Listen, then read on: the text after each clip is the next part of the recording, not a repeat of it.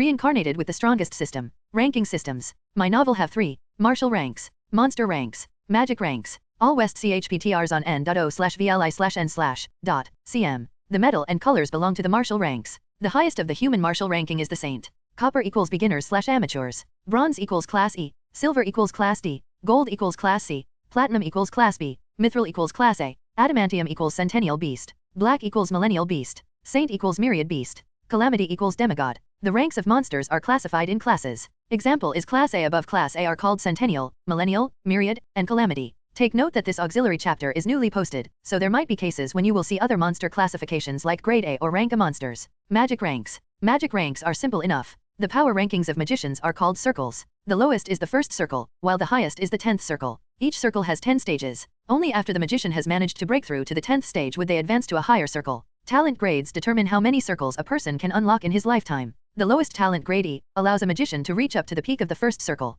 Unless they find a way to raise their grade, they wouldn't be able to advance to the second circle for the rest of their lives. Grade D talent allows the magician to break through up to the second circle. Grade C talent allows them to break through to the third circle. Grade B talent is a little different because it allows them to break through up to the 5th circle. Grade A gives them a chance to break through the 7th circle, while S allows them to reach up to the 9th circle. As for perfect grade talent allows them to break through to the 10th circle. Talent grades. There are also talent grades for a person's overall constitution. These things are only mentioned here in passing, but I will still post it here to help you get a clearer idea of what it is. Talent grades are E, D, C, B, A, S, and perfect grade. E, common. D, low talent. C, passable talent. B, good talent. A, very good. S, genius level. Perfect, prodigy. Chapter 1, I'm going ahead first. Don't miss me too much. To the destined person who is lucky enough to find my letter. 752,648,000 heartbeats. That is the number of times my heart pulsed inside my body, before I gave it away. I, who had lived a painful, yet happy, life had many regrets, and among those regrets was to die, a virgin. Ahem. Don't look at me with those eyes filled with ridicule and contempt, for I am sure that you, yes you, the one reading this right now is the same. Both of us are virgins? What? You're not a virgin? In that case then F*CKU? How dare you read this? Don't you know the feelings of us pitiful, good-looking, and drop-dead gorgeous boys, like me, who have never even had the chance to date a girl? Do you not know our pain? Our suffering? Our endless days stuck inside the bathroom doing one-hand calisthenics? Tisk, you uncultured swine. What happened to the saying, brothers before hoes? Shame on you bro, shame on you. You scum, who don't understand the importance of brotherhood. I hope your pee-pee won't ever raise its head ever again. Let's see if you stay popular then. Where was I? Oh yeah, I died as a virgin. However, before I died, I got my first and last kiss from a beautiful lady who was known as the #1 beauty in the whole academy. Man, her lips were so soft that I felt like I was in cloud 9. If only the boys in the school could see that moment, I bet that they would have bitten their handkerchiefs in envy. I'm sure that all of her admirers would have joined hands in order to kill me. Joke's on them, because by the time someone has found this letter, I will have long been dead. Ha ha ha. I leave this world with many regrets, but there was one thing I don't regret, and that was giving my heart to her. Even though she had only been my girlfriend for a few hours, those hours were the happiest hours of my life.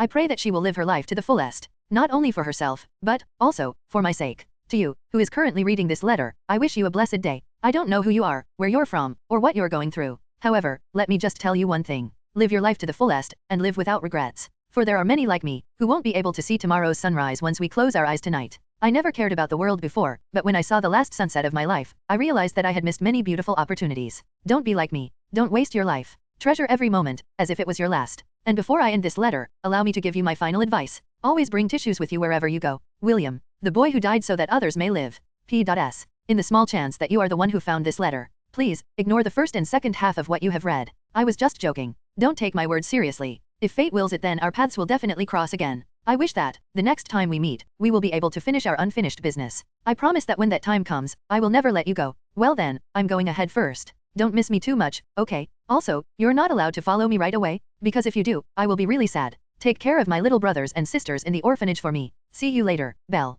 Find you chapters on nve/lbi.com. A single tear fell, followed by another. Soon, the handwritten letter was drenched in tears. Belle's vision blurred as the tears in her eyes fell like rain. William, I'm sorry. Belle held the letter close to her chest. I'm sorry. As the sun disappeared from the horizon, and the first stars appeared in the sky, only the strong beating of William's heart within her chest accompanied her until she no longer had tears to shed. Chapter 2, Temple of 10,000 Gods. When William opened his eyes, he found himself lying on top of a small golden cloud that was flying in the sky. At first, he thought that he was still dreaming, but the memories of how Belle collapsed in front of him came flooding in. Along with the flood of memories, a realization dawned upon him. That's right. I'm already dead, William muttered. He unconsciously placed his hand over his chest to feel his heartbeat, but he felt and heard nothing. After heaving a sigh, the boy sat cross-legged on top of the cloud as if it was the most natural thing to do in the world. After doing so, memories of his life flashed before his eyes. No chapters will be fully updated at novl/bin.com.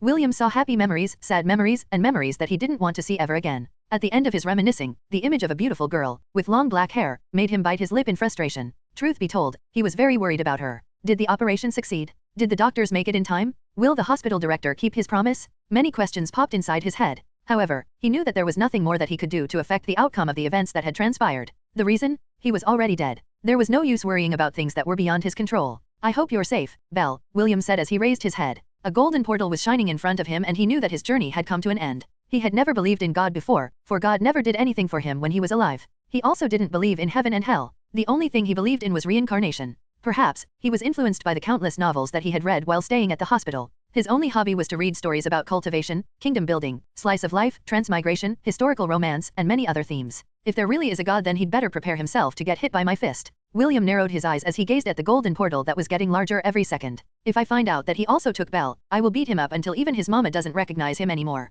Those were the last words William said before the cloud entered the golden portal. What he saw on the other side of the portal blew him away. It reminded him of the time his class went to the planetarium for their science field trip. Just what in the world? William asked absent-mindedly as he stared at the vastness of space. Countless stars, planets, and galaxies could be seen in the distance. Before the teenage boy could even process everything that he was seeing, the cloud sped up and headed towards a giant planet that looked very similar to Earth. Surprisingly, several other golden clouds appeared beside William as the cloud made its way towards the planet. A procession of golden clouds numbering in the millions formed in less than a minute. Each of them was also carrying a person, each varying in age. Some were old, some were young, and some were incredibly young. Children not older than 3 years old looked back at William with a curious gaze, while sucking on their thumbs. William felt an ache in his chest as he looked at the young children with a sad expression. They reminded him of his little brothers and sisters back at the orphanage. As they drew nearer the planet, a surprising change happened to the procession of golden clouds. The clouds carrying the old people broke free from the formation and headed towards the eastern side of the planet. The clouds carrying the children who were below the age of 5 flew towards the south. It didn't take long for William to realize that they were being segregated by some unknown power who seemed to be manipulating the order of the clouds. The cloud that William was riding on didn't change direction and continued to go straight towards the center of the planet. A few other people were in the same group as him, but they numbered less than 100. As the clouds they were riding on descended from the sky, a magnificent temple appeared before their eyes. An old man, with long white hair and beard, stood in front of the entrance and looked at them with a smile on his face. "Greetings to each and every one of you," the old man said with a kind and soothing voice. "I know that all of you have a lot of questions. Although I don't have the answers to all of them, I will be more than happy to answer those that I know. Is there any of you who would like to ask a question?" Me, a skinny young man who seemed to be in his early 20s, raised his hand. "Go on," the old man replied. "Are you God?" the skinny man asked. "No," the old man answered. "I am just one of their many helpers." "Their helpers? You mean there is more than one God?" a pretty lady asked. "Oh yes," the old man smiled. "Some of them are old and some are new. By the way, the name of this temple is the Temple of 10,000 Gods. Although I say 10,000 gods, the exact number of gods that reside within is unknown." The old man paused before continuing his explanation. "It has been eons since this temple was named, and many gods have been born during the passing of time. Of course, it is also true that many gods had perished as well." William and the others fell silent as they digested the old man's words. Even so, being as young as they were, their curiosity got the better of them. "Why so many?" a handsome boy with blonde hair and blue eyes asked. "Isn't there only one true God?" "Good question." The old man nodded his head in appreciation. "You came from Earth, correct?" "Yes," the handsome boy replied. "Let's say that on Earth, there is one true God," the old man smiled. "Then, what about other worlds? If each world had one true God, then wouldn't that mean that there are countless true gods in the various worlds within this universe?" The handsome boy widened his eyes in realization. He understood what the old man was talking about and no longer asked any questions. The old man made a gesture towards the Temple of 10,000 Gods and continued his explanation. "You see, a god is born out of people's beliefs. With this logic, it also means that a new god is born every now and then. The stronger the belief, the stronger the god will be. After the passing of time, many gods were born and many gods were lost. The moment a god is forgotten, is the moment these gods will cease to exist. In short, instead of going directly into the cycle of reincarnation, all of you will be given a chance to choose a patron god before you journey towards your next life," the old man added. "Wait, I know this." The nerdy boy adjusted his glasses as he prepared to voice out his guess. "If we go according to what I have read in light novels, these gods will give us cheap powers, powerful artifacts, divine weapons, and other blessings that will give us an edge on our next life, correct?" "Something like that," the old man replied as he played with his long beard. "Each god has their own specialty and most of them give their followers the same items or ability." "I knew it." The nerdy boy pumped up his fist with excitement. His eyes were sparkling as he looked at the gate behind the old man with anticipation. "Since we don't have much time left, I will just cut to the chase," the old man announced. "All of you are here because the gods looked upon all of you favorably. Perhaps you did something in your life that deserved their recognition." The old man paused for a brief moment to allow the meaning of his words sink in. "Well, if there are no more questions, let's go in." The old man waved his hand and the gate of the temple opened. "Let me welcome you once again to the Temple of 10,000 Gods. Chapter 3, Finding a Patron God. Come one, come all. Step right up and don't be shy. I never believed in love at first sight, but that was before I saw you. I hope you know CPR, because you just took my breath away. If being sexy was a crime, you'd be guilty as charged. I was wondering if you were an artist because you were so good at drawing me in. William looked at the scene in front of him in a daze. After entering the gates of the temple, he found himself on what seemed to be a bazaar. Beautiful and handsome merchants wearing unique dresses were calling out to the people that had entered the temple with him. William's comrades were immediately drawn in by the flattery of these men and women. The boy was amazed because these merchants were able to say the cheesiest pickup lines without breaking a sweat. Aside from William's group, there were other people who were wandering around the different stalls as if they were window shopping. William was amused because some of these merchants were even fighting with each other to draw these customers to check out the things that they had to offer. While he was still trying to understand what was happening around him, a chubby man wearing an elegant robe walked up to him with a smile. "Good day, young friend," the chubby man greeted. "Are you interested in becoming the strongest man in the world?" William looked behind him. Seeing that no one was there, he looked back at the chubby man and pointed to himself. "Are you talking to me?" William inquired. "Yes." The chubby man nodded in affirmation. "Allow me to introduce myself. My name is Gavin and I am the god of all trades. If you are looking for the most amazing patron god in this temple, then that's me." Suddenly, an apple hit the back of Gavin's head which made him cry out loud in pain. "You bastard, how dare you lie in front of the children?" A beautiful woman wearing a tree hat filled with small apples roared in anger. "How dare you call yourself the most amazing patron god in this temple? Boy, forget that lame man. Come here and choose me as your patron god." The woman made a come over here gesture and William found his body floating towards her stall. He did his best to take control of his body. However, no matter how hard he tried, he couldn't even move his fingers. In the end, he resigned himself to his fate and drifted towards the stall of the goddess. "My name is Lulu and I am the apple goddess." Lulu patted William's shoulder with a grin. "Have you ever heard of the famous saying about apples? An apple a day keeps the doctor away." William answered with uncertainty. "You are only half right." Lulu grinned. "Hey Lulu, I saw him first. Don't snatch my boy." Gavin charged towards Lulu's stall with a determined expression. The gods inside the temple were all competitors. Every time a batch of chosen ones appeared, all of them would do their best to make them their followers before they reincarnated into their next life. "Go away." Lulu screamed, unbefitting of her beauty. She then took one of the little apples on her hat and threw it at Gavin. The little apple grew in size mid-flight until it became as big as a basketball. It hit Gavin squarely in his chest which sent him flying 100 meters away from her stall. "You see that, William?" Lulu smirked. "An apple a day keeps everyone away, if you throw it hard enough." "All right," William answered while slowly backing away from the apple goddess. "Ah, don't be like that." Lulu went out of her stall and grabbed William's hand. "Why don't we get to know each other first? You know, if you make me your patron god, you will receive a lot of benefits." What kind of benefits?" Follow the latest novels n/felbin.com. For example, I can give you the power to grow apple trees anywhere. Whether it be a desert, a frozen tundra, underwater, or any place you want to grow an apple. Heck, you can even grow it in your body. That sounds environmentally friendly," William stuttered. "I know, right?" Lulu smirked. "Now, just sign this contract and we're good to go." Lulu produced a contract and a pen out of thin air. She even personally handed the pen to William's shaking hands and urged him to sign the contract. William wasn't willing to sign the contract, but the vice grip on his shoulders were preventing him from running away. Fortunately, Gavin returned and pried Lulu's arm away from William. "Oi, play by the rules." Gavin stood in between William and Lulu. "You can't force anyone to sign a contract." "Che, I was so close, you bastard," Lulu muttered under her breath. Gavin stood beside William and patted his shoulder. "Don't worry, brother. As long as I'm around, no one can force you to sign a contract. Since you just arrived, allow me to be your tour guide." Gavin then gave Lulu the "you have a problem with that" look which made the apple goddess glare at him. Lulu snorted and returned to her stall, but before doing so, she called out to William and told him that he could always come back to her if he didn't find a god that suited him.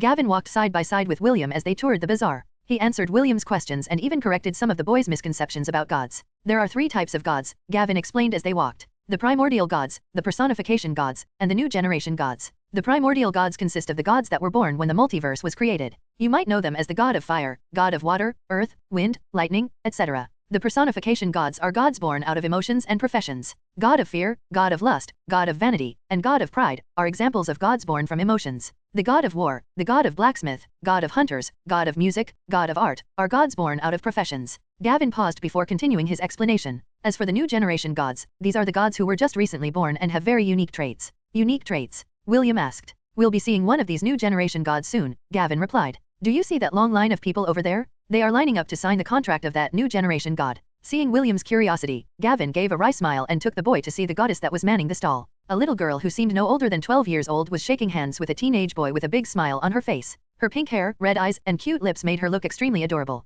"Big brother, I love you." The little goddess kissed the boy's cheek. "Now, please sign your name over here." The boy happily signed the contract while the people standing in line were shouting slogans like "Flat is justice" and "Lolita no touch." William froze as he looked at the little girl and Gavin. He had a hunch on who the goddess was, but he was not 100% sure. As if reading his thoughts, Gavin nodded his head. "This stall belongs to the lowly goddess, Lily." "Lowly goddess?" "Yes." She is a new generation goddess that was born from the beliefs of people with unique taste. William, don't tell me, you are one of these scum, I mean, people with unique tastes. Of course not. William denied with every fiber of his being. As if sensing that they were talking about her, Lily looked at William and Gavin. The cute loli smiled and waved at William. I'm a simple man, William thought as he waved back. I see a cutie waving at me, I wave back. Gavin smirked and took out reading glasses from his storage dimension. Don't be deceived by what you see, Gavin whispered. Wear this. What is this? William asked. This is a divine artifact called the Glasses of Truth, Gavin explained. It can see through any disguise and illusions. William gave Gavin a skeptical look before wearing the glasses. He then looked at the cute girl waving at him and froze in shock. The cute loli was nowhere to be seen.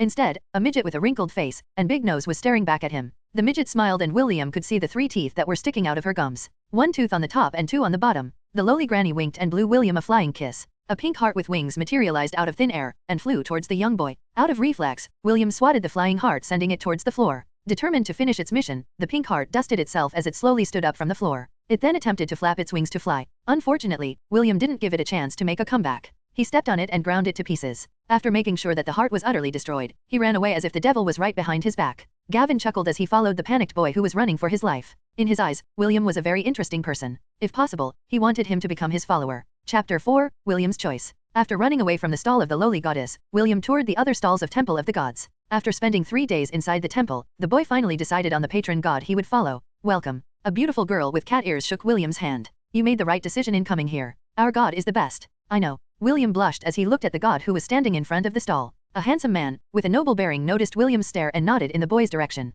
Gavin, the god of all trades, was standing by his side. William didn't choose him to become his patron god. Although he had an unresigned expression on his face, he still respected William's decision and decided to stay with him until he signed his contract. Many beautiful women were handing out contracts to the people who had lined up in front of their stall. According to William's estimate, there had to be at least over 500 men lining up to this particular stall. What's so special about this stall, you ask? Naturally, it was because of the god that managed this stall. He was none other than the harem god, and many men both young and old were more than happy to worship him and become his followers. I still don't get it, Gavin said. Are all of your brains located on your lower half? Everyone who was in the queue glared at Gavin in disdain. William, on the other hand, averted his gaze. He had died a virgin. It was one of the things that he had regretted in his past life. If possible, he would like to make up for this shortcoming. This was the main reason why he chose the harem god as his patron god. It might sound selfish and shameful, but to those who weren't able to live a life worth living, it was a temptation that was too hard to pass up. Gavin knew how William died. Every god inside the temple had that ability. He was very impressed with the boy because he was able to make that kind of sacrifice in order to save someone's life. Not many people could do that. Perhaps, this was the reason why the gods gave William another chance to live a better life. An hour passed and it was finally William's turn to sign his contract. Brother, I am honored that you chose me as your patron god, the harem god said with a sincere smile on his face. He took a glimpse at William's past and saw the sacrifice that he had made for his little brothers and sisters in the orphanage. He also admired how resolute he was when he gave his heart to save his lover. This made the harem god look at William favorably. William, aside from the blessing that you will receive from me as your patron god, I will also give you a piece of my divinity, the harem god stated in a firm manner. From this moment onward, I hereby acknowledge you as my little brother. Big bro. William threw his shame down the gutter and shamelessly hugged the harem god. Gavin clicked his tongue when he saw this scene, but there was nothing he could do. The only thing he could do was to watch as his most favored candidate was snatched away from him. Alright, first things first. Let's sign the contract. Okay. The harem god waved his hand to summon a contract but nothing happened. The harem god frowned. He waved his hand for the second time, but no contract appeared in his hand. Can you give me a minute? The harem god asked in an awkward manner. I'll just contact customer service and ask what's going on. William nodded his head with a smile. He wasn't worried because these kinds of things happen all the time when he was still alive on Earth. Perhaps, the machine that was printing the contract ran out of ink or something. At least, that was what William thought at that time. Hello, this is the harem god. I called because I ran out of contracts. Can you please send me more? The harem god explained the situation at hand.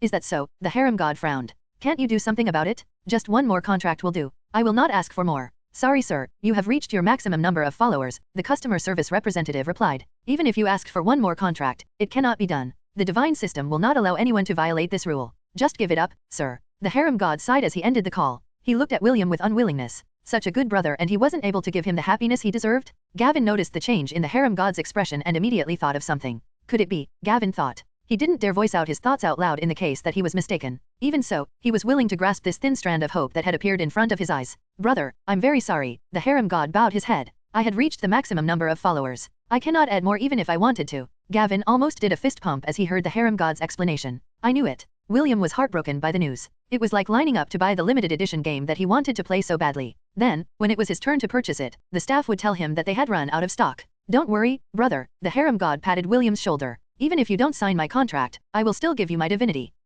Gavin looked at the harem god as if he was seeing a weird creature. Granting someone a divinity was different from signing a contract. A contract only gives you the regular blessing of a god. A divinity, on the other hand, would grant you special privileges that would be at least 10 times better than a regular contract. The two couldn't even compare by a long shot. Hey, are you sure you are going to give William a piece of your divinity? Gavin asked. It's not against the rules. The harem god was adamant. This is my brother. My sworn brother? I cannot do him wrong. You lucky son of a. Gavin patted William's shoulder. This is good news for you, William. William was unaware of how important the divinity of a god was. The only thing he had learned from the conversation was that he had somehow gained something better than a contract. The harem god gave William a chess piece. The boy looked at it and found it familiar. The king. William muttered. Is this your divinity, big brother? Yes. The harem god nodded his head. Place it inside your soul, little brother. That way, no one will be able to steal it from you. Also, from now on, feel free to call me Brother Issei. William obediently did as he was told and placed the king over his chest. The chess piece glowed and entered William's body. He felt that his soul became stronger, but he still couldn't understand what kind of ability he would gain from the divinity that was given to him.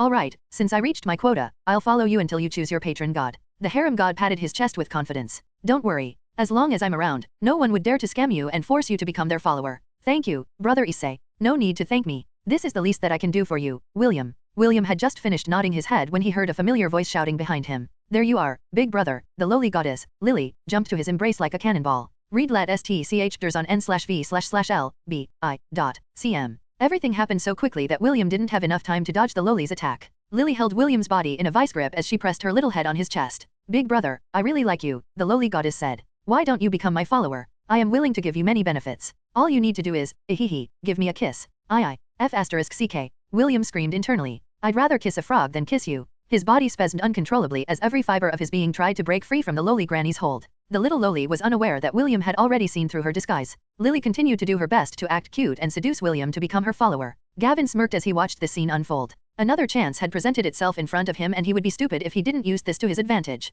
Chapter 5, Signing of Contract. Big brother, please become my follower, Lily said with upturned eyes. William was sure that if he hadn't managed to see the lowly goddess' true form then he might have readily agreed to her pleading. Sorry, but I'm not interested. William looked around in desperation. He looked at his brother Issei for help, but the latter only nodded his head with a smile. The lowly goddess is also a good choice, brother, Issei commented. A few of my lovers are lowlies. Not only are they cute and adorable, they are also very loyal as well. Lily gave William a big grin. Big brother, come, choose me as your patron god. I promise that you won't regret it. Remember, jail is just another room. Out of sight, out of mind. Seeing that his sworn brother was in cahoots with the lowly granny, William's gaze shifted to the one god that had never left his side since the day he stepped inside the temple. Gavin, please, help me. William pleaded. Why should I help you? Lily is a good goddess. Gavin smirked. The two of you are a match made in heaven, right? The two of us are a match made in heaven. Lily happily nodded her head in agreement. William could feel that his body was slowly turning numb. Maybe it was due to his body's reaction to the lowly goddess, or perhaps it was due to the divine essence that was being released by Lily at close proximity. Out of desperation, William used a trump card that would ensure his safety.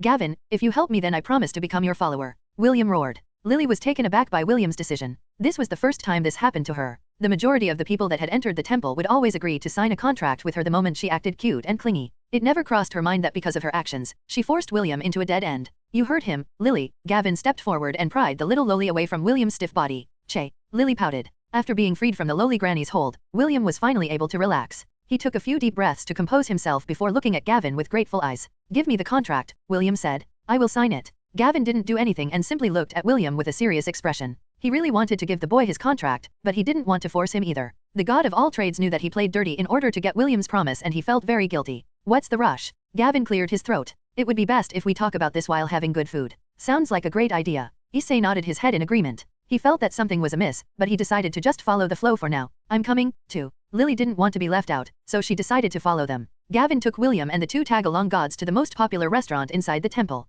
This restaurant was personally managed by the god of cooking. William's tongue almost melted when he took his first bite. Delicious. William was in awe and devoured the food on his plate with gusto. Although he was already dead, the food made him recall the time when he went to sleep while feeling hungry. The orphanage didn't have many funds and the food was limited. He would often share his meal with his little brother and sisters so that they wouldn't feel too hungry. The three gods caught a glimpse of his sad memory and ordered more foods to be brought to their table. They looked at the boy with pitiful eyes and decided to let him eat a lifetime worth of delicious food. After the meal ended, William patted his swollen belly in contentment. That was the best, William said as he closed his eyes in satisfaction. Do you want more? Gavin asked. We could always order more. Thank you, but I'm already full. All right, if you say so. William glanced around the restaurant. Most of the customers were gods. He deemed that most of the chosen ones had already chosen their patron gods and entered their cycle of reincarnation. Gavin, can you please tell me the duties of a follower? William scratched his cheek sheepishly. I don't really get this stuff. Is there something that I must do in exchange for your blessing? Before that, let me tell you more about me. Gavin decided to come clean. He wanted William to choose him by his own free will and not because he was forced to do it.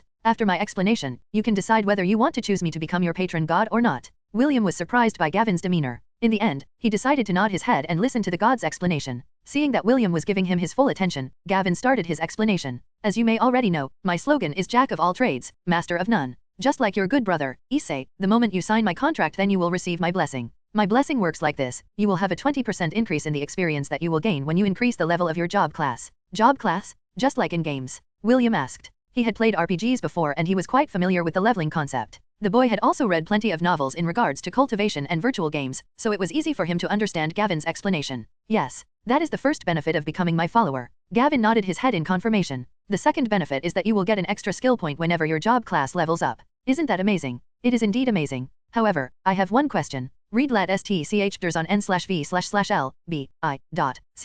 And that is, will your blessing apply to the world I am going to live in? I doubt that your blessing will be useful if I was reincarnated on Earth. After all, there are no monsters on Earth. You can't gain experience from killing monsters. Who said you only gain experience when killing monsters? Gavin asked back with a knowing smile. You don't have to kill monsters. William asked back. You don't need to kill monsters in order to gain experience to upgrade your job class. Remember this, William, every world has its laws. I believe you Earthlings have a saying: when in Rome, do what Romans do. The same can be said to other worlds. When you live in that world, you do the things that people do in that world, understand? Yes. Good, Gavin continued his explanation. The third benefit is this. Once you unlock 10 jobs, you will be able to merge them all together. For example, you can be a knight, a priest, a sorcerer, a druid, a dragon warrior, etc. etc. That sounds too good to be true. What is the catch? William was not naive. If everyone could have this overpowered ability, then Gavin wouldn't be this desperate to make him his follower. Gavin gave a wry smile as he decided to be honest with William. The thing is, most people can only have 1 to 3 professions in their lifetime. Achieving 10 professions or more is only possible for long-lived creatures like the elves.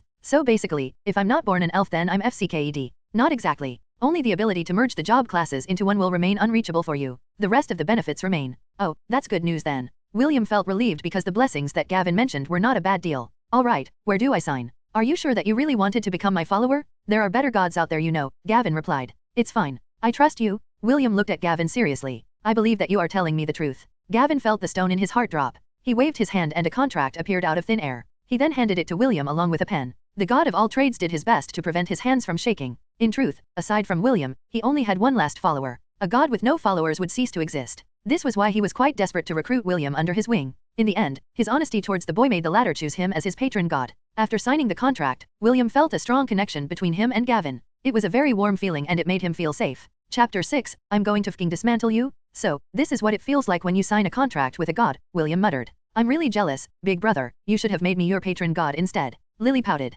The little loli grabbed William's hand and looked up at him with little puppy eyes. Visjate and Felbin. CM for new updates. William ignored Lily and looked at Gavin in a new light. Is it over? Is it time for me to reincarnate? Not just yet. I'm going to give this to you as well, Gavin said with a smile. Issei and Lily showed a surprised expression, but it quickly disappeared from their faces. Both of them had recognized what Gavin's gift was and it made them nod their heads in appreciation. What is this? William asked. He eyed the object that Gavin had given him. Its width and length were only 2 centimeters at most. Somehow, it looked very familiar. The boy was sure that he had seen this object back on Earth. I believe it is called a CPU core back on Earth, Gavin explained. This is my final gift to you. I pray that it serves you well in your next life. Thank you, William replied. He was very grateful because he could tell that Gavin gave him something very precious. Although he didn't know what the CPU core was capable of, he had a feeling that it would play an important role in his rebirth. My turn. Lily raised her hand and handed William a lollipop. Big brother, this is a gift from Lily. Please, don't refuse. Hey, Lily, what do you think you're doing? Gavin glared at the little loli. William is now my follower. Stop making your moves on him. I know that he is your follower, but so what? Lily snorted. I'm not breaking any rules. Lily is right. Issei, who was watching from the side, grinned. She is not breaking any rules. Little brother, you should gratefully accept Lily's gift. It's not every day that she takes a liking to someone who is not her follower. Alright. William gratefully accepted Lily's lollipop, which made the smile on the loli's face widen. Fortunately, he was not wearing the glasses of truth. If he was, he might have already backed away in fright. Gavin sighed, but didn't pursue the matter. Thank you, Lily. Why thank me? I gave it to big brother because I like him. Lily snorted. I didn't do it for you. Don't get the wrong idea, Baka. The CPU core and the lollipop floated in the air and shot towards William's chest. A surge of divine energy permeated his soul and it made him feel lightheaded. After 10 minutes, William finally regained his composure. He once again thanked Gavin, Issei, and Lily for the gifts they had given him. After finishing their meal, they took William to the Cycle of Reincarnation. The Cycle of Reincarnation was a place where countless portals linked to different worlds hovered in the starry sky. The colorful portals themselves looked like stars, and William felt fear and excitement at the same time. I think William should go to that golden portal over there, Issei proposed. Golden portals are good, but I don't want Big Brother to live his life like a pig, Lily interjected. The silver portal will be perfect for him because it will give him room for growth. Can you tell me more about the portals? William asked. Since it was related to his rebirth, he wanted to know more about the differences between the different portals. No, the three gods replied firmly. We are not allowed to divulge any information relating to the portals. William may not be very smart, but he understood that Issei and Lily had already given him some hints on what portals were the best. Gavin stood by his side and waited for him to choose a world where he would be born. While he was pondering his decision, the golden portal in front of him glowed. An old man, wearing white robes and carrying a wooden staff, appeared before him. Gavin, Issei, Lily. The old man was surprised to see his acquaintances in the Cycle of Reincarnation. Are all of you here to wait for my return? Sorry, but I didn't bring any souvenirs with me. As if, old man. Lily raised her small fist. We're here to send off William and not to welcome your return. Che, the old man, looked slightly disappointed. However, his expression changed when he looked at William. Oh, this is pretty interesting. Huh, marvelous. The old man moved closer and eyed William up and down. For a soul to receive so many divine oomph. Gavin and Issei covered the old man's mouth and dragged him away. Lily, on the other hand, engaged William in idle chatter. The three gods had unanimously agreed that William should remain clueless for the time being. Old man, you better not say anything. Issei glared. This is a secret. If the other gods found out about this, there is going to be a riot. Shut your trap, old man, Gavin pleaded. This is my last chance to get a follower, don't make me beat you up. Fine, you little brats. The old man agreed, but a mischievous smile appeared on his face. However, let me join as well? This looks fun. Besides, that boy seemed tailor-made to become my disciple. Huh. Wait, old man, are you for real? You plan to make William your disciple? Why not? It's not against the rules, right? Besides, this is also beneficial for you, Gavin. Gavin frowned. Old man, the boy's soul couldn't accept any more divinities. Having 3 is already pushing it to the limit. Don't worry, I won't give him any divinities, the old man said. I'll give him something different. After the 3 came to an understanding, they returned to where William and Lily were waiting for them. Hello, William, the old man greeted the boy with a brilliant smile. My name is David and I am a friend of these 3 gods. Hello, Sir David. William bowed his head. Have you already chosen the portal you plan to enter? David asked. Yes. William replied with determination. I will go to that silver portal over there. William pointed at a silver portal that was dispersing rainbow lights from its center. That world? Not bad. It's a very good choice. David nodded his head in agreement. Well, since the 2 of us met, then it must be fate. Let me give you a souvenir before you leave this place. David handed William the wooden staff that he was holding.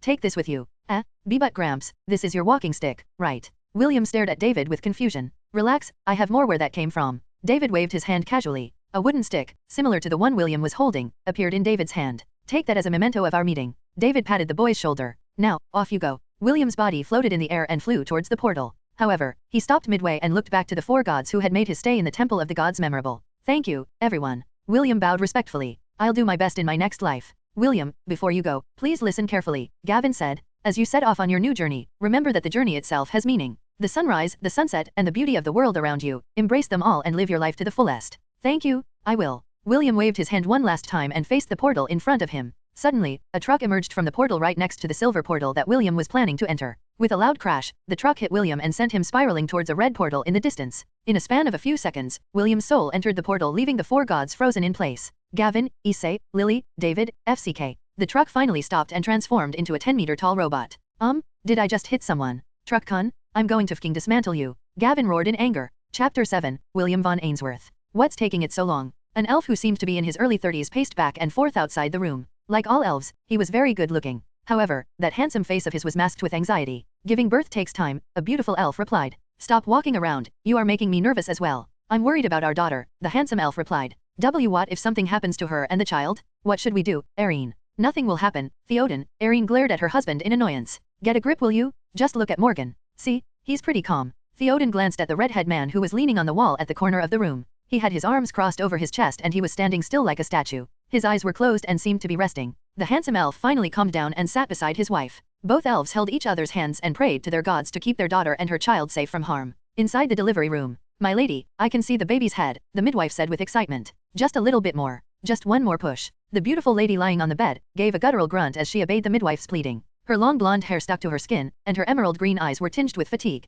She had been in labor for more than 3 hours and was already feeling very weak. Only her unwavering determination to see her child kept her sanity from losing control. After much hardship, the baby was finally born to the world. The midwife held the newborn baby in her hands. She checked its gender and was about to congratulate her lady for giving birth to a boy when she noticed that something was amiss. After giving it much thought, the midwife realized that the baby didn't cry when it was born. A frown appeared on her face as she used magic to clean up the baby's body. She paid close attention to the baby's breathing and its heartbeat. For a brief moment, the midwife thought that the baby had immediately died after it was born. She had seen such cases before and it made her very anxious. Fortunately, she noticed the newborn's chest rise, which was a clear indication that he had started breathing. However, the baby's breathing was very slow and labored. "What's wrong?" the beautiful lady who had just given birth asked. "Did something happen to my baby?" Her question brought the midwife out of her daze. She hastily presented the baby to his mother and congratulated her. "Congratulations, my lady. It's a boy," the midwife said. "However, the baby is very weak and I'm afraid." The beautiful lady ignored the midwife and held her newborn son close to her bosom. All the exhaustion she had felt during her labor were washed away by the happiness she was feeling at that moment. "You look like a little caterpillar," the beautiful lady teased her son as a tear slid down the side of her face. She caressed the baby's cheeks softly and channeled her magic to her hands.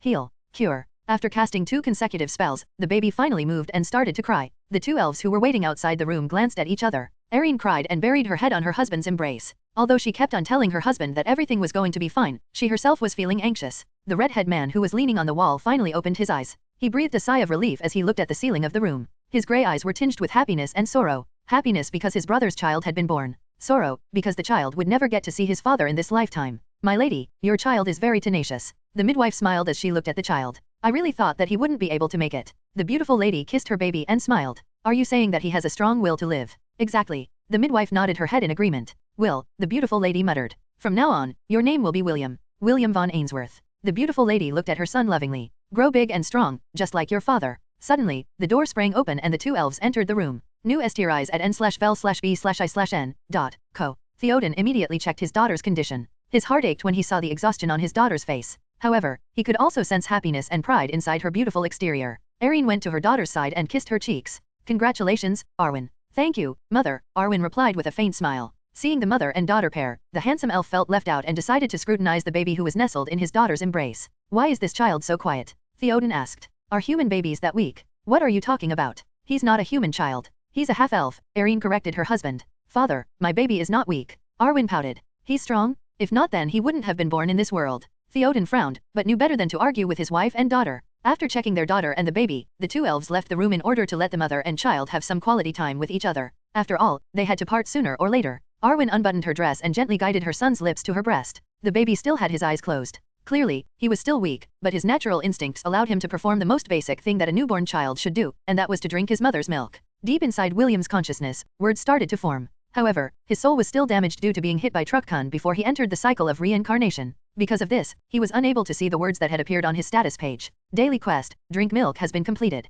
Rewards, 5 EXP points. Current EXP, 5/100. Name, William von Ainsworth. Race, half-elf. Hit points, 5/5. Mana, 10/10. Job class, none. Subclass, none. Strength, 0. Agility, 0. Vitality, 1. Intelligence, 2. Dexterity, 0. Skills, none. Titles, none. Chapter 8, Fiefdom of Lant. "Please, promise me that you will look after him," Arwen said as she held William in a loving embrace. Tears fell freely from her eyes because she couldn't bear parting with her son. However, in order to keep him safe, she had no choice but to let him go to where the humans lived. Theoden and Erin were also feeling depressed because their first grandson was going away. If not for the responsibilities that had been passed on to their lineage, they might have done everything in their power to keep William by their side. "I can't promise you that," Morgan replied in a firm manner. "You know that if he stayed by my side, he would live a life filled with danger. However, don't worry. I will bring him to my hometown. My brother and his wife are already waiting for his arrival. I'm sure that they will keep him safe and happy." Arwen's lips quivered as she held on to her baby. William was still sleeping and was unaware that he would be separated from his mother. He had only been in this new world for 2 weeks and still hadn't opened his eyes in all that time. His mother had been very worried about his condition, but she had already done her best. The child's body was healthy, so that only led to one problem: the child's soul. The elves had strong spiritual powers. After doing a spiritual scan on her child, Arwen found out that her baby's soul seemed to be damaged. The only good news was that the soul would gradually recover as time passed. Arwen believed that it would only take a month or 2, at the very least, before William's soul fully recovered. Unfortunately, William missed the chance to see his beautiful mother before he was taken away. "My lady, it would be dangerous to delay this any longer," Arwen's maiden protector, Sheila, reminded. "The Temple of Life is doing their best to stall the Elven Council, but their search has expanded to this part of the continent as well. I'm afraid, it is only a matter of time before they find us." Arwen gave William a kiss on the lips before handing him over to Morgan. She then cast a protection spell that would put her baby into a state where time stood still. Only when Morgan reached his homeland would the spell be lifted. Nohapters will be fully updated at novl/bin.com. "Do you want to give him anything before I go?" Morgan asked. "It will take many years before the 2 of you see each other again."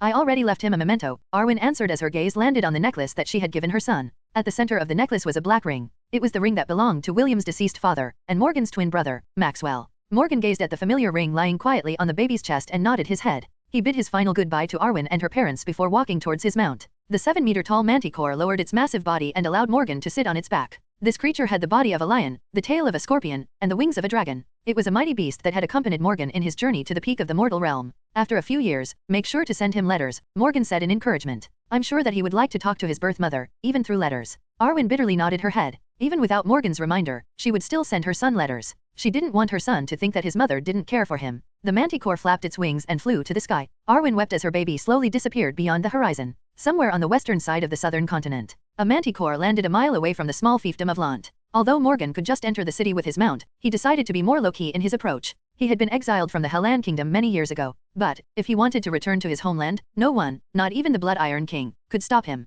The royal family, as well as the nobility, hated and feared him. In order to let his family live in peace, he decided to leave the kingdom and wander the continent. Remember, don't hunt indiscriminately. Morgan patted his manticore and gave it a stern reminder. The manticore gave a low growl of acknowledgement before it ran into the depths of the forest. Morgan shook his head helplessly as he walked on foot towards his brother's estate, located at the back of the city. No one saw him enter the city. Not the guards who were manning the gates, nor the patrols that were making their rounds. In less than half an hour, Morgan stood in front of a 3-story manor. This was the house where he and his brothers played around during their childhood. It had been almost 4 years since his last visit. You sure took your time, big brother. The main door of the manor opened and a man who was in his late 20s greeted him with a smile. It had been a while, Morgan replied with a stiff smile. Mordred. 4 years, Mordred snorted. You should come back home more often. Also, don't use that lame excuse that you are exiled and you can't come home to visit. Who are you kidding? Why are you boys talking outside? A beautiful woman with dark brown hair appeared behind Mordred. Morgan, nice to see you again. Come inside, I prepared your favorite dishes. You haven't changed, Anna, Morgan greeted. You're still as beautiful as ever.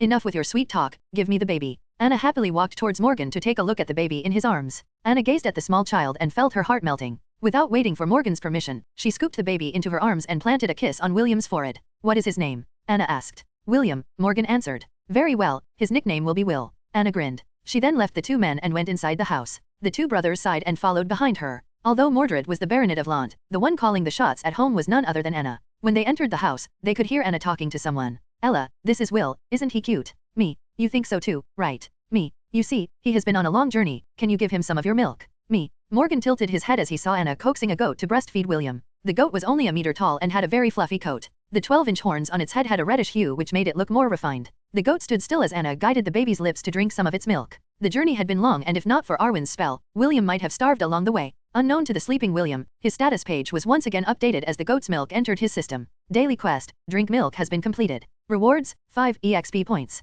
Current EXP, 75/100. Chapter 9, Escape. I must escape. A month passed since William arrived in Lant. Morgan had only stayed for a week before leaving the Hellan kingdom. Anna sat on a chair while knitting clothes for her eldest son, Matthew. William was lying on a thick carpet beside her accompanied by the Angarayan goat, Ella. I'm glad that William is a well-behaved child, Anna thought as she glanced at the baby who was currently drinking Ella's milk. Little did she know that this well-behaved child was busy planning for his future. 5 days after William arrived in Lant, the small baby finally gained enough experience points to level up. This trigger prompted William's soul to have a complete recovery and allowed him to regain consciousness. At first, William was confused. For a brief moment after waking up, he thought that he was born as a goat. He almost panicked and cried out. Fortunately, his mouth was firmly sucking the goat's udders which prevented him from making a scene. It didn't take long before he calmed down and started to observe his surroundings. After a few days, he was finally able to get a gist of the current situation and put his mind at ease. Daily quest, drink milk has been completed. Rewards, 5 EXP points. Current EXP, 125/200. After having his fill, William softly patted his mama Ella to tell her that he was done drinking her milk. Aya, mama, thank you. Me, Aya,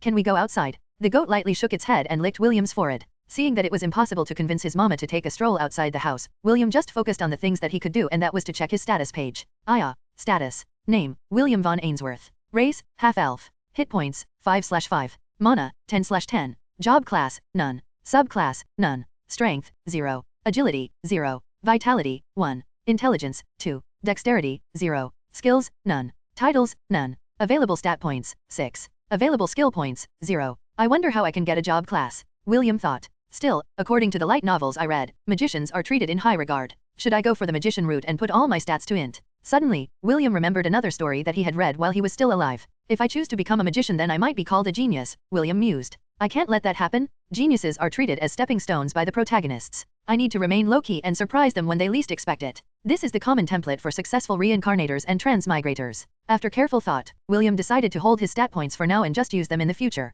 He believed that as long as he played his cards right, he would be a winner in life. A year passed as William lived the life of a baby. Although his life revolved around sleeping, pooping, talking to his mama Ella, and drinking milk, the boy who had only lived for 18 years in his past life was looking forward to a bright future. In that 1 year of drinking milk, William had gained 4 levels. Name, William von Ainsworth. Race, half-elf. Hit points, 10/10. Mana, 15/15. Job class, none. Subclass, none. Strength, 0. Agility, 0, +1. Vitality, 1, +1. Intelligence, 2, +1. Dexterity, 0. Skills, none. Titles, none. Available stat points, 12. Available skill points, 0. Current EXP, 184/1366. I gained a few stat points for free as my body grows older. William burped. Perhaps this is also one of Gavin's blessings. Still, I wish I could find a way to get more experience points and get a job class. The day passed like every other day inside the Ainsworth Manor. After dinner, Anna carried William to their bedroom. Ella followed behind her. The moment William entered the Ainsworth household, Ella treated him like her own child. You can even say that she was William's second mother in this world.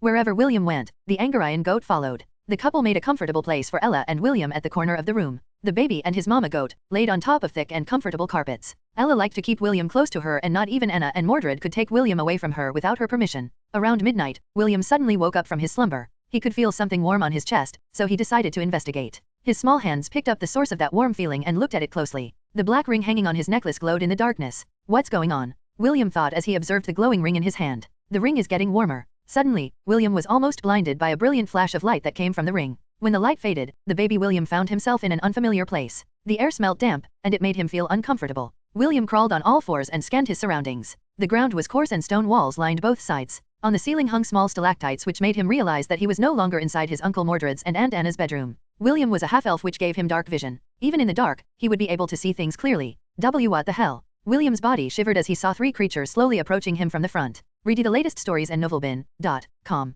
They had dark green skin and uttering guttural sounds that were hard to decipher. The 3 creatures were a meter tall and wearing only rags on their lower half. Even so, William didn't need to be a language expert to know what they were and what they were thinking. Goblins. William wanted to run away, but he was just a year-old baby that just learned how to crawl. Escape? I must escape. He tried to move his body, but he was frozen in place due to fear. Crush Shaka, Shaka Rakta, Zydo. The 3 goblins rushed towards William while waving the clubs in their hands. William cried out loud. And no, stay away, Mama. The goblins struck down on the crying child with their clubs without a shred of mercy. This was not the first time that they had seen a human child. In their eyes, this little creature was only good as food for their young. An Angarian goat charged at the 3 goblins in fury. Its red horns glistened in a reddish hue and pierced the chest of one of the goblins. It then delivered a kick to the other goblin, sending it slamming towards the wall. Unfortunately, the 3rd goblin reacted in time and evaded. It then performed a counterattack and slammed its wooden club at the Angarian goat's back.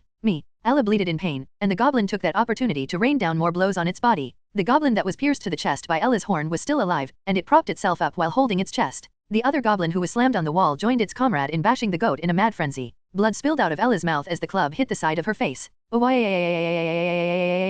Mama. William cried. He could only watch helplessly as the 3 goblins bashed his mama to death with their clubs. After taking too many beatings, Ella finally dropped down on the ground. Mimi, the goat called out to William as if telling him to run away.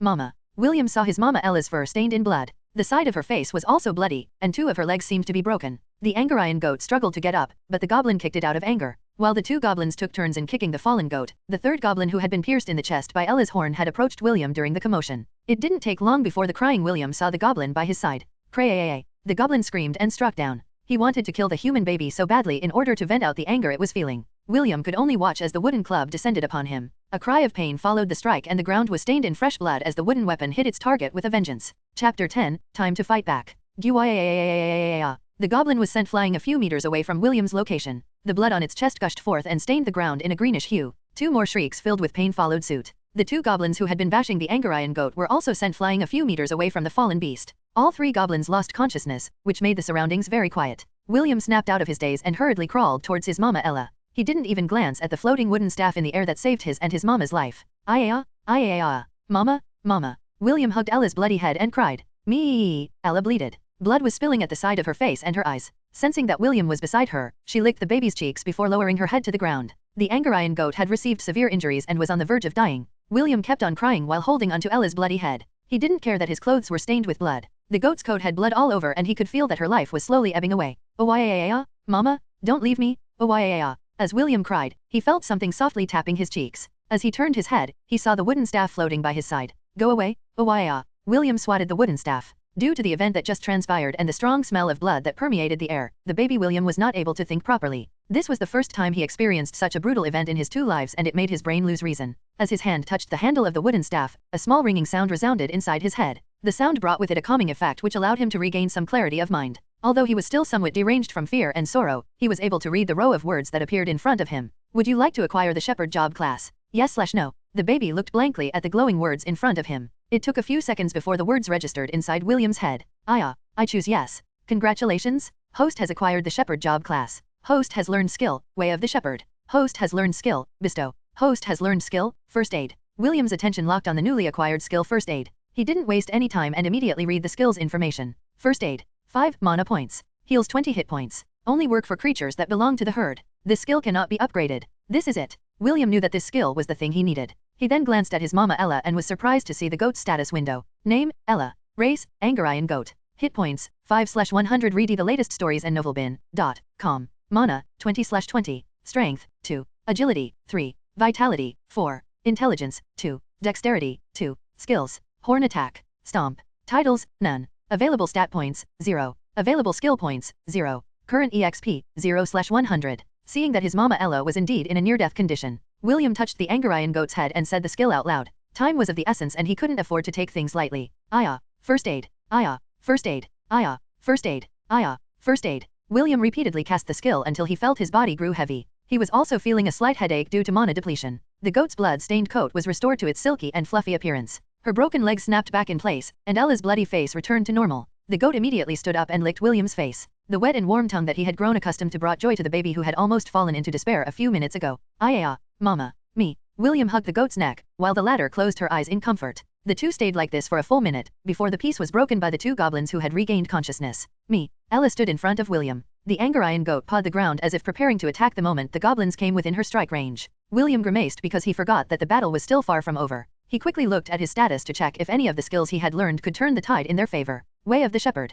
Passive skill. Increase the stats of all creatures in the herd by 20%. This is good, but not good enough, William thought as he looked at the other skill he had learned. Bestow. 10 mana points. Bestows +10 to all stat points. Only work for creatures that belong to the herd. This skill cannot be upgraded. Skill duration, 2 hours. William looked at his status and found out that he no longer had any mana points. After he acquired the shepherd job class, his stats had improved greatly compared to last time. The lack of mana though made him feel uneasy. I have 12 available stat points, William thought. I'll put them all in intelligence and act as Mama Ella's support. Name, William von Ainsworth. Race, half-elf. Hit points, 20/20. Mana, 260/280. Job class, shepherd. Subclass, none. Strength, 0. Agility, 0, +1. Vitality, 1, +1. Intelligence, 14, +1. Dexterity, 0. Skills, way of the shepherd, passive. Bestow. First aid. Titles, none. Available stat points, 0. Available skill points, 0. Current EXP, 184/1366.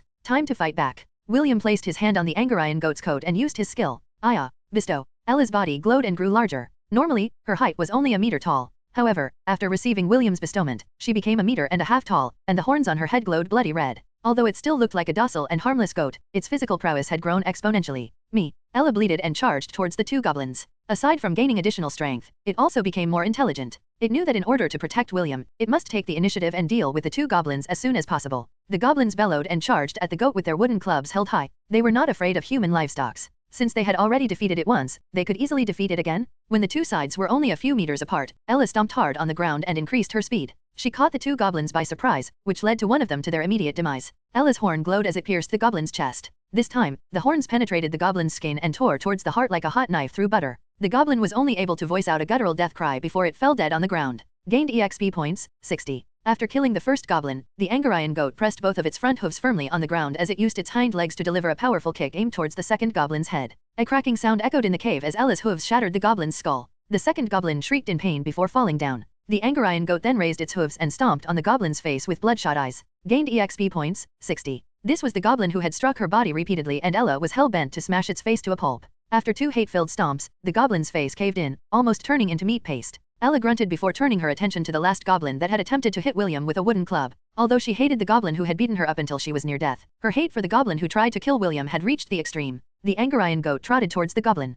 Ella knew that it was only playing dead, so that it would be left alone. Unfortunately, it had touched her reverse scale. William and Ella had no intention of keeping the bastard alive. As if sensing that death was at hand, the goblin sprang to its feet and ran away in fear. It didn't care about the blood that was gushing out of its chest. The goblin knew that staying would only lead to its death. William watched the goblin while his hand moved to the space in front of him. After killing the two goblins, the Angarian goat had increased its job level. Since Ella was registered as part of William's herd, he had the ability to distribute her stat and skill points. One of the skills that had been unlocked after Ella gained a level was an attack skill called Quick Attack. It allowed the creature to increase its speed exponentially to deliver a blow to its enemy. William didn't hesitate and chose the skill. He didn't want to let the goblin escape because it might call for reinforcements. Aya, mama, use Quick Attack. The Angarian goat stumped on the ground and charged towards the fleeing goblin like an arrow in flight. A miserable shriek echoed inside the cave as Ella's bloody horns pierced through its back, impaling its heart. Gained EXP points, 60. After making sure that the goblin was indeed dead, Ella returned to William's side and licked his cheeks. Not long after, the goblins turned into particles of light and disappeared. William was very happy that he was able to survive such a dangerous ordeal.